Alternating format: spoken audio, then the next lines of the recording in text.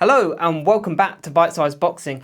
I do apologise if I do look the colour of salmon currently. It's one of the hottest days we've had this year. I'm in a tiny box room recording with lights on me and all the windows shut because otherwise you'd hear everything from outside. So I am absolutely melting. So I'm going to try and get this one done as quickly as I can. So, Filip Hrgovic versus David Adeleye. Now I briefly covered this fight about 2 or 3 months, might have been about 2 months ago. And I think it was the first video I actually recorded on this channel. I'm not sure if it was the first thing I uploaded, but it was definitely the first thing I recorded. And because it was my first videos, it wasn't as polished as I'd like. It was a bit stuttery, it was a bit all over the place. So I'm going to try and be a little bit more concise in this video. I gave my kind of initial reaction to that fight, and in this fight I want to give a little bit more of a detailed breakdown on how I see the fight going. So of course this fight lands on the Moses Atauma Dillian Whyte undercard in Riyadh this weekend, and again, I think it's an interesting fight. It's a strange fight. I think I said it back then and I'll say it again. It's a really weird fight because these were not two fighters who really should have been on each other's radars. David Adeleye is kind of a British level heavyweight and has been fighting British level contenders, the likes of Jamie Shakiva, Fabio Wardley. Filip Hrgovic, of course, coming off of a stoppage loss to Daniel Dubois, and then more recently getting a decision over 10 against Joe Joyce. So it's an interesting one because, again, this guy has been fighting at world level, whereas David Adeleye has been mixing it at kind of British level. So they shouldn't really be on each other's radars, but yet and still this matchup has been made. And I think stylistically it does pose a few interesting questions. So let's start off with Filip Hrgovic. Now, I think Filip Hrgovic is a criminally underrated fighter. I think because of his recent loss and how he appears stylistically, I think a lot of people underrate Filip Hrgovic. I think Filip Hrgovic has very good boxing fundamentals. That's why he obviously went to the Olympics. He was in the WSB. This is a well-renowned amateur. This was somebody who did the circuit on the amateurs. He saw everything there was to see at the amateurs, and he was an elite amateur. And you don't get to that level if you can't box. Now, I think because of his mentality, he tends to be a bit more offensively minded than defensively minded, and I think that's more of his mental makeup. He's a very sort of alpha personality. He likes to impose himself on whoever he's around, and he carries that into the ring as well. You look at the Dubois fight. He looked at Dubois as someone who's mentally a little bit simple, if we're honest, and someone who is almost like a little boy. And so he refused to be bullied by him either outside of the ring or in the ring. And that led to him getting stopped. He ended up shipping a lot of punishment. Yes, there was dubious head clashes from Dubois in that fight, but it has to be said that the way in which Filip Hrgovic fought in that fight was completely disrespectful. He had no respect for Dubois. He saw this guy as just an easy pushover, so he threw a million punches early on and gassed out. Now, I think that's a good thing and a bad thing because it shows that Filip Hrgovic has a strong will, a strong mentality. He's not cut from that same kind of cloth as, say, an Anthony Joshua or somebody like that who's maybe a little bit more fragile mentally. Clearly, Filip Hrgovic is very confident. He doesn't lack self-belief like certain other heavyweights, and he is willing to go there and impose himself. And as I said before, he has got decent boxing ability when he wants to fall back on it. But I think the reason he's underrated is because he's not especially fast, but he's not especially slow. He's not a big one-punch knockout artist, but he's not a light feather-fisted puncher either. You see what I mean? He's kind of in the middle, but that makes him quite a well-rounded fighter. His foot speed is pretty decent. His hand speed is pretty decent. Defensively, I think he needs to tighten up a little bit. But again, one thing he has got going for him is an incredible chin. We've never seen him really hurt. The only time you'd seen him seem close to being hurt was in the Zhang fight, and he got dubiously knocked down in that fight. But again, I think he tasted the power against Zhang, but we've seen what Zhang has done to other people. You know, Zhang wiped out Joe Joyce twice in double quick time, and he's wiped out other people like Deontay Wilder. He landed those similar kind of shots on Filip Hrgovic and nothing happened. And I think that speaks to just how good Filip Hrgovic's chin is. Now on to David Adeleye. So David Adeleye is a very athletically gifted fighter.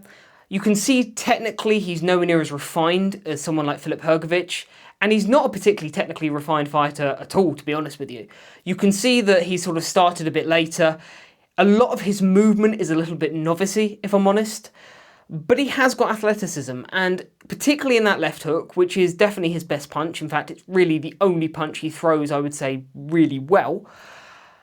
It's elite in terms of that left hook. But that's it. And you need more than just an elite left hook to get you out of jail. Now, of course, that has got him out of jail against the likes of Jamie Shakiva in a fight that he was being soundly outboxed in and soundly losing. And again, I think that kind of... Jamie Shakiva is what? A British level heavyweight at best. English to British level. And he was boxing rings around David Adeleye. And I think that really speaks to where David Adeleye's boxing brain is at. David Adeleye is not someone I expect to go in there this weekend and box with Filip Hrgovic. I think if he does, I think that's stupid. But again, it's a difficult one because David Adeleye is essentially a pure athlete who has converted to boxing relatively late. And again, that athleticism does get him out of jail. He can punch very hard with that left hook, but beyond that, there isn't a lot more there. And I don't think I've seen the technical improvements in Adeleye that I would have liked to have seen up until this point. Of course, David Adeleye had a very dubious decision over Kamil Sokolowski early on in his career. And this is one of those fights that you saw it and you thought, I hope he learns from this and I hope he grows from this. And although I have seen some growth from Adeleye in that time, there hasn't been enough growth for me. I would like to have seen him technically improve a little bit more and kind of refine what he has. Again, I'm not expecting him to ever be Alexander Usyk in there, but there's a few things you can try and learn. You can try and kind of, if you're going to throw that left hook, lead off the jab, try and, establish a jab a bit better, kind of develop that jab. Particularly one thing that I'm quite disappointed to see he hasn't developed is that straight right hand. His straight right hand is non-existent. Now, that is something that I've heard him talking about of recent in the last 6 months or so that he's been trying to work on. But again, in that TKV fight, we didn't really see it.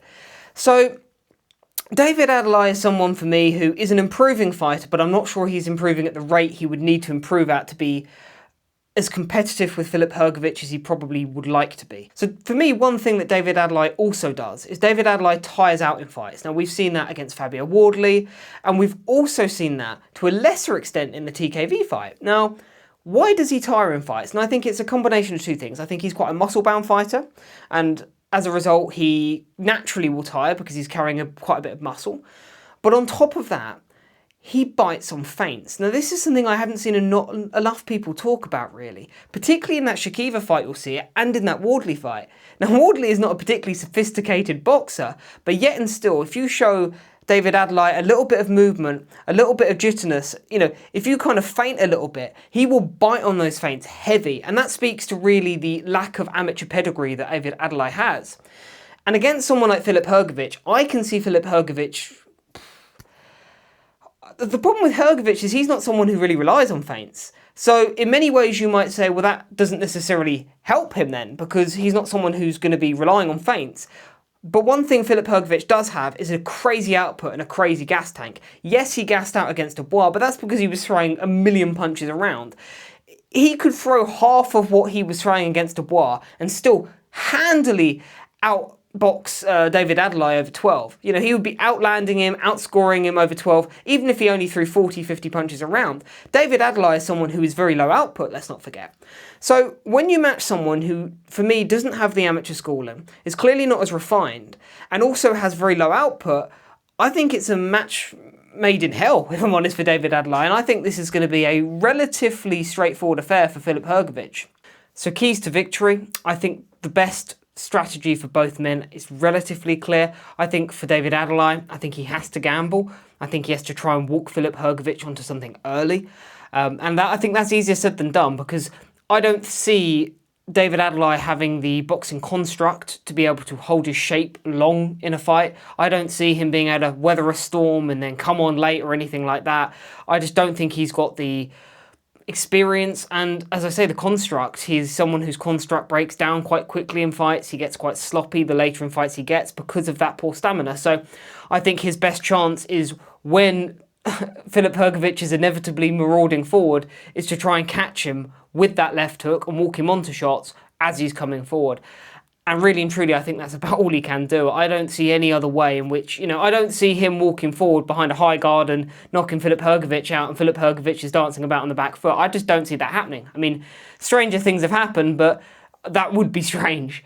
Now, for Filip Hrgovic, I think it is quite clear. Filip Hrgovic is a very good front-forward kind of pressure fighter, I suppose you'd say. maybe pressure fighter is the wrong word. He's kind of is that sort of Vitaly Klitschko style, that kind of boxer puncher. He can force you to fight at his pace kind of fighter. I think pressure fighter is probably not the right term for it, really. It's quite a unique style in which he picks you apart with his straight shots, and then he can walk in with those after sort of making space for himself, and then let go of uppercuts, hooks on the inside and that kind of thing, and really impose his will on the opponent.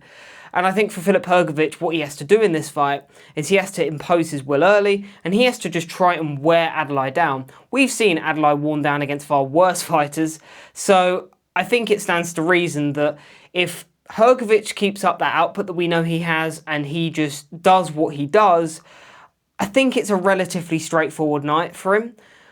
But again, I think it's just, will Adeleye be able to make the distance or not? I'm not sure he will. And again, I just see this as a relatively straightforward affair. I think Filip Hrgovic just wears him down and takes him out in the mid-rounds. But what say you? You let me know what you think. I'd be very interested to know. But thank you very much. Cheers. Take care. Thank you.